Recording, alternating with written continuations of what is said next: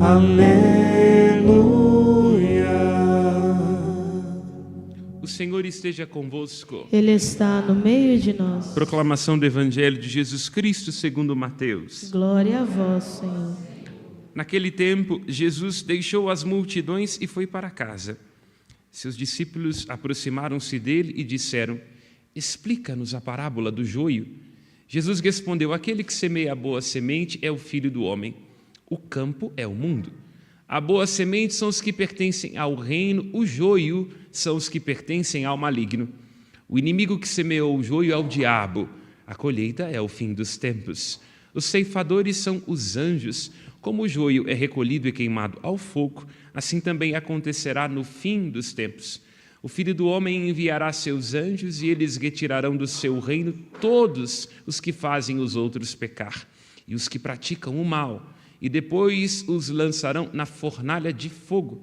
Ali haverá choro e ranger de dentes. Então os justos brilharão como o sol no reino de seu Pai. Quem tem ouvidos, ouça. Palavra da salvação.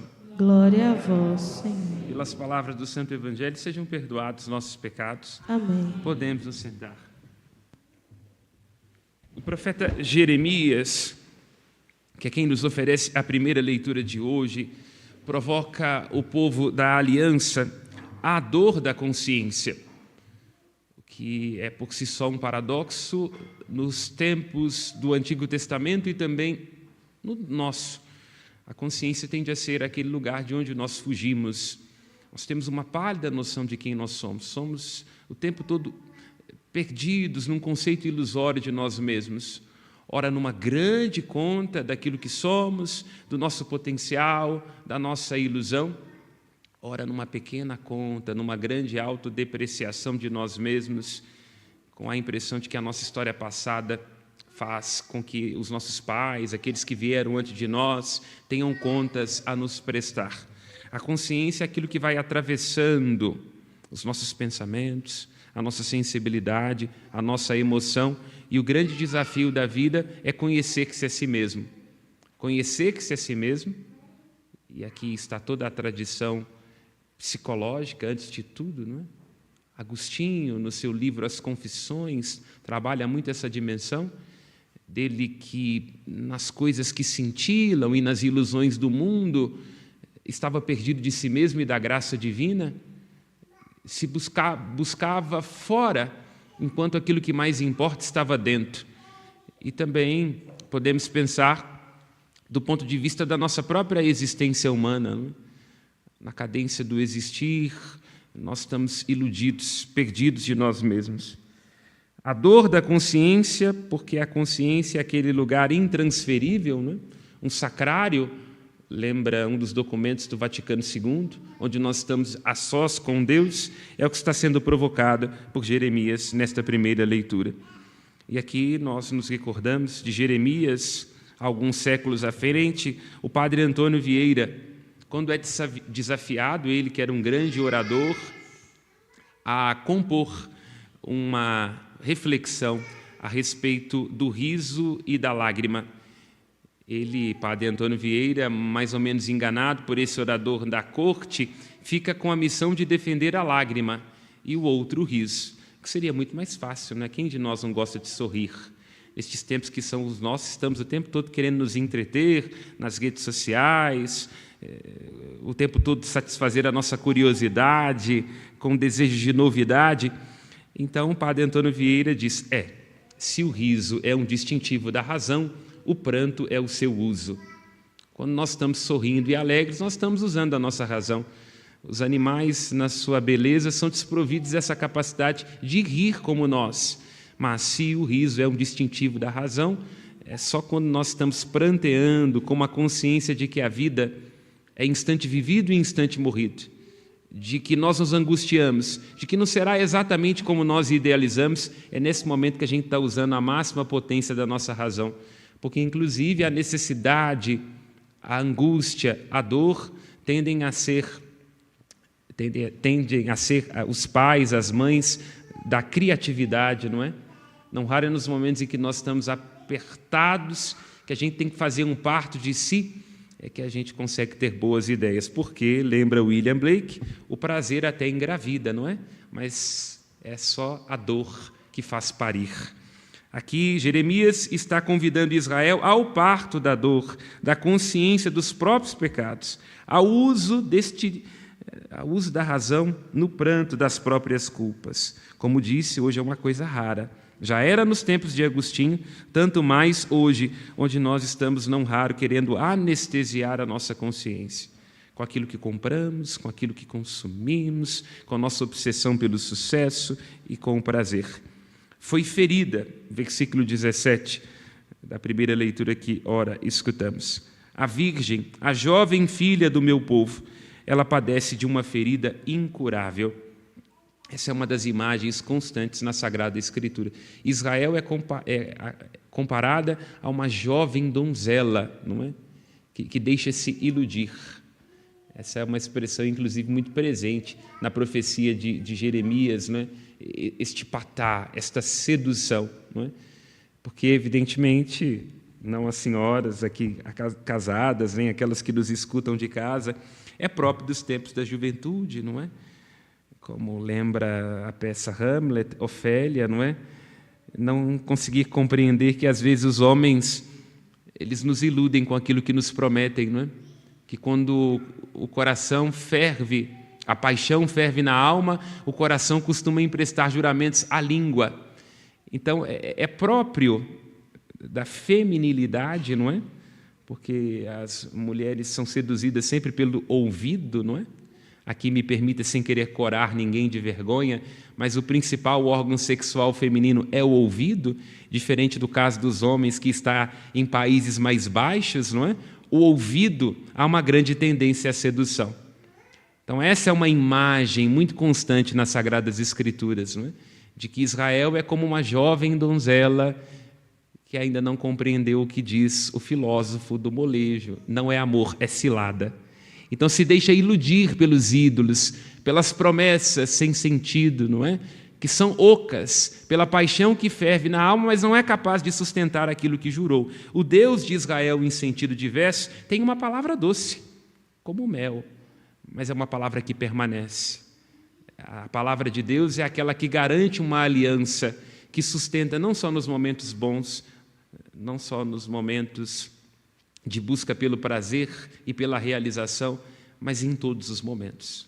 A palavra do Senhor Deus, seduzindo, é capaz de sustentar aquilo que jurou. Ele é o Deus das promessas, o Deus da aliança. Essa é a imagem presente na primeira leitura, uma ferida incurável. E onde está esta ferida incurável? Na vida da jovem donzela, que é o povo, e também na vida de cada um de nós. Lembremos-nos de Camille Claudel. Há sempre uma coisa ausente que nos atormenta. E será esta coisa ausente que será o objeto da nossa fraqueza. Porque quando nós somos jovens belas, ou quando nós somos padres diretores, ou quando nós somos bispos disso, ou bispos daquilo, coordenadores disso ou daquilo, sempre aparece alguém dizendo exatamente aquilo que a gente quer escutar. Uma voz suave, genuína, exatamente aquilo de que a gente necessita, para dizer ao rei ou à rainha não aquilo que ele precisa, mas aquilo que ele quer escutar. E aí nos seduz a partir do ouvido. Tomemos sempre com esse lugar, cuidado com esse lugar, porque quando nós estamos em posição de poder, sempre haverá alguém para nos oferecer aquilo que nós necessitamos, porque todos temos falta, desamparo, medo, frustração, e assim, seja uma pessoa nos convidando a um adultério, seja alguém nos dando um presente, nos seduzindo por conta do nosso cargo, sempre haverá alguém para nos consolar com seu afeto, com seus presentes, com as suas lisonjas, não é? Uma presença salvadora que tudo ordena e consola. Esse é sempre o grande risco para Israel. Quando o Deus de Israel provoca com um amor que é exigente, que é responsivo e que dá a falta, o amor verdadeiro sempre é assim.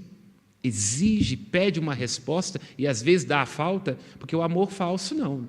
Ele nos dá aquilo de que nós, num primeiro momento, necessitamos, não é?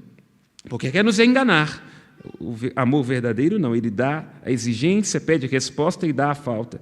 E esta jovem está ferida de uma ferida incurável. Todos nós somos curadores feridos. Nunca a paróquia, nunca o casamento, nunca aquele cargo será suficiente e exatamente aquilo que nós queremos. Tudo o que eu quero, não quero quando alcanço. Nunca quis o que realmente quisesse. Essa é a dor presente nas Sagradas Escrituras e que se atualiza na vida de cada um de nós, porque todos nós somos donzelas, vítimas de uma ferida incurável. Tomemos cuidado com nossas feridas, sejamos curadores feridos, porque sempre haverá uma ferida, um desamparo, um senão, uma coisa ausente a nos atormentar. Tomemos cuidado para que não sejamos enganados pelas pessoas que nos prometem sustentar nesta dor do existir, não é? É impossível que nós não sejamos angustiados, que não tenhamos ferida, que não tenhamos a impressão de que nos falta alguma coisa. E aqui nos seja permitido introduzir o que Jeremias apresenta em sua profecia, que é a ideia do arrependimento, que pode ser um pouco confundido. Vamos aqui hoje trazer alguns elementos dogmáticos, psicanalíticos, irônicos. Em primeiro, a gente tende a confundir 3 conceitos que são parecidos, mas não são iguais: culpa, remorso e arrependimento. São coisas que, num primeiro momento, parecem, mas que não são. A culpa é um sentimento, uma tensão que vem a nós quando a gente transgride uma norma. A culpa tende a não ser muito produtiva. Nós deveríamos ter feito alguma coisa e não fizemos. Às vezes a gente tem culpa sem ter uma consciência moral fina, não é? Nós sentimos culpa por não termos, talvez, dado um soco na cara de uma pessoa quando ela nos ofendeu. E a gente fica com aquele peso, não é? Então, a culpa é uma tensão geralmente ligada a transgredir alguma norma, não é? É quando nós percebemos que há um abismo entre aquilo que nós fizemos e aquilo que nós deveríamos ter feito. A culpa não é uma coisa boa. Nós que vivemos segundo o regime da graça, temos que ir lançando para longe de nossa vida a culpa. Depois da culpa vem o remorso. O remorso é um pesar profundo, né? Uma punição que vem a nós. O remorso significa ficar ali, vindo à tona aquele sentimento, não é? O remorso significa atualizar em nossa vida aquela dor por termos feito alguma coisa que não é boa. A culpa está mais ligada à ideia da transgressão da norma, o remorso está mais ligado a estes sentimentos que vão se revolvendo dentro de nós, né? Um pouco a semelhança da vaca que, por ter 4 estômagos, fica o tempo todo mastigando as coisas. Às vezes, nós temos um compromisso com alguma coisa que aconteceu lá no passado, né? Damos um lugar de honra a algum erro que a gente cometeu. O remorso também não é uma coisa boa. E, em terceiro, vem o arrependimento. O arrependimento é o reconhecimento, a elaboração e a mudança. Não é a culpa, não tem a ver simplesmente com o fato de a gente ter transgredido uma norma, não é um remorso, não tem a ver com o fato que a gente fica se punindo internamente, mas tem a ver com reconhecimento. Presentificar-se diante das próprias faltas. Nós, como confessores, eu sou aberto a escutar horas no confessionário, não tanto como Padre Pio, mas com relativa paciência, porque gosto de escutar. Mas tem uma coisa que me mata quando eu estou no confessionário: nós, padres, não podemos dizer o pecado de uma pessoa, porque aí a excomunhão lá tem sentença, não é? Sobre hipótese nenhuma, nem sobre perigo de vida. Mas nós podemos dizer assim, no sentido moral, de coisas abrangentes. Quando alguém senta no confessionário e fala comigo assim: agente, né, padre? Eu falo: será que essa pessoa é agente penitenciário? Que agente não faz nada. Eu fiz alguma coisa. Eu tenho que presentificar a minha falta, o meu limite. Porque se eu não sei de mim, eu coloco na conta do outro. Agente não faz nada. Seu marido não tem nada a ver com seus pecados. É o que eu faço, o que eu assumo, como eu me banco, como eu me presentifico. É o que Jeremias está dizendo. O primeiro passo para o arrependimento é reconhecer-se, assumir a própria falta. E, inclusive, com aquela liberdade de Juscelino Kubitschek, de não ter compromisso nenhum com o erro. Se eu cometi um erro, eu sou um humano, demasiadamente humano. Eu não tenho compromisso com o erro que eu cometi. Então, eu fiz uma coisa errada estou arrependido e quero mudar de vida. Pronto, acabou. É assim que se faz uma confissão. Eu elaboro isso. Tomo consciência do que me levou ao erro, o que está faltando, o que tem contribuído para aquela recorrência, e aí eu encaminho o caminho da mudança. Então é isso, né? Menos culpa, porque quem está em culpa significa que não está com o terapeuta em dia. Menos remorso, não tenha compromisso com o erro. O Senhor Jesus já nos lavou dos nossos pecados, Ele já nos deu a sua graça, mais arrependimento, que é reconhecimento da própria fraqueza, do próprio limite, das próprias feridas incuráveis, elaboração disso. Geralmente os pecados recorrentes são sintomas, não é? São sintomas. Lembremos-nos do Alto da Compadecida, da Dorinha, que trai o marido, e ela não tinha consciência do seu sentimento de desamparo, não é? O problema não era o que ela fazia da cintura para baixo, mas é o fato de que ela não conseguia se comunicar com a falta. Então, se há um pecado recorrente, é preciso buscar terapia e ver que ele é um sintoma de alguma coisa mais profunda, não é? Nós estamos mirando no lugar errado, tem alguma coisa por detrás daquele pecado. Pode ser ansiedade, pode ser uma autodepreciação, uma série de coisas. O pecado é só o sintoma de algo ainda mais profundo. Elaborar isso, e é daí que vem a mudança. Aqui nós podemos apresentar a doutrina da igreja quando a igreja fala do purgatório, que é uma coisa muito difícil da gente entender, não é? Hoje espero não estar lhes cansando, estou com uma homilia mais dogmática. Vamos terminar esta homilia dizendo: eis um padre de direita, segundo o coração de Cristo. Ali a catequese. Quando a igreja fala do purgatório, ela não está dizendo de que Deus tem um prazer de nos fazer sofrer. Não se trata disso. O que é o purgatório? É uma dor que elabora. Quando nós amamos uma pessoa, a gente fica com pesar de ter ofendido ela, né? Essa é a dor mais genuína. Então não é uma culpa, não é um remorso, mas a gente pensa assim: como é que eu fui capaz de fazer isso com essa pessoa? Que me dá tanto, que é tão gentil comigo. Então isso é o purgatório.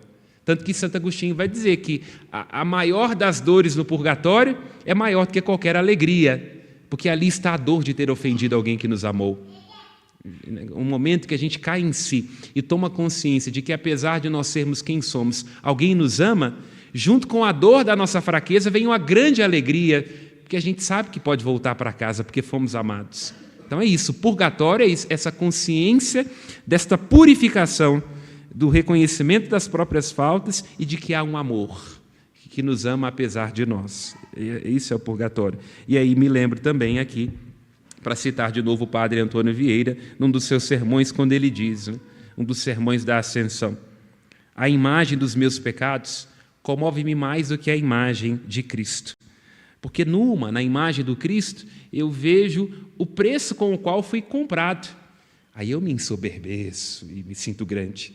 Mas quando olho para a imagem dos meus pecados, eu vejo o preço pelo qual eu me vendi. Então é isso, né? Nós olhamos para o Cristo e ficamos abismados.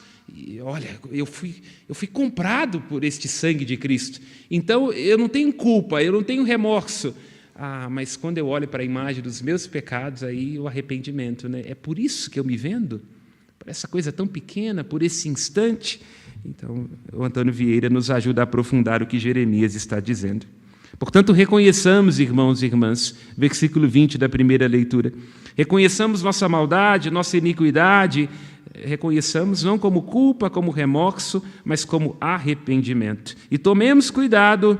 Se nós não sabemos de nós mesmos, nós vamos colocar na culpa do outro. E aí o outro é o inferno, como lembra Sartre. E, sobretudo, aqui me seja permitida uma apropriação selvagem de Nietzsche, vamos tomar cuidado com esse sentimento que vem a nós, porque às vezes nós podemos ter práticas religiosas que estão a serviço não do arrependimento, mas do remorso e da culpa. Porque dá dinheiro, né? Ou não dá dinheiro? Se você tem uma culpa que não está elaborada dentro de si, você vai encontrar um pastor para poder dizer que você tem que repetir isso e aquilo, tem que dar esse ou aquele dinheiro. E para o pastor, não estou falando só mal dos crentes, não, estou falando dentro do nosso âmbito da igreja, porque culpa dá dinheiro. A repetição, aquele peso, aquela coisa incurável, isso dá dinheiro e pode te atrair a este ou aquele movimento, a esta ou aquela pessoa que pode te iludir. E aí tomemos cuidado, né? Porque se você não sabe de você, você vai colocar na conta do outro, e pode ser na conta de Deus. E isso irrita Deus. Isso irrita Deus. Quando nós não temos uma comunicação com as nossas próprias fraquezas e nos tornamos hipócritas. Por isso me arrisco a dizer que certamente há adúlteros no inferno, mas certamente o inferno estará cheio mais de esposas e esposos que não perdoaram os maridos. Certamente há adúlteros no inferno, mas o pecado maior é quando eu não me comunico com a minha própria fraqueza e aí projeto na religião ou na minha prática a perversidade. E aí tomemos cuidado com o ressentimento, lembremos-nos de Nietzsche. O ressentimento significa eu sofro, logo alguém tem que ser culpado disso. Não tem não. O sofrimento enquanto avesso que nos acontece, tudo bem, mas tome muito cuidado na conta de quem você coloca os seus sentimentos e as suas faltas, porque nenhum de nós é exatamente passivo no sofrimento que nos acontece. E aqui termino com um olhar sobre o Evangelho. Quando Cristo conta a parábola do semeador e os discípulos não entendem, né? No Evangelho de Marcos é engraçado, porque Jesus vai explicando, os discípulos perguntam, até que tem uma hora que ele fica irritado e ele fala de novo, aí Marcos diz assim, capítulo 9, os discípulos não entenderam, mas eles tinham medo de perguntar. Aqui nesse Evangelho, Jesus chama os discípulos a um lugar íntimo e eles lhes dizem, explica-nos a parábola. E aqui terminamos essa homilia nessa perspectiva. O que nos cura de nós mesmos e da maldade de gente boa, o que nos faz reconhecer a nós mesmos como nós somos e não como nós gostaríamos de ser e de abrirmos mão de qualquer compromisso com a culpa, com o remorso e com o erro, é uma relação íntima com Jesus. Porque se olhando para nós mesmos, vemos nossa falha, nossa malícia, nossa ignorância, nós encontramos em Cristo aquele que nos ama de um modo íntimo e que é capaz de nos esclarecer, nos amar com um amor eterno. Aquele que é mais íntimo de nós do que nós mesmos somos capazes de ser. Louvado seja nosso Senhor Jesus Cristo. Aos céus nossas preces.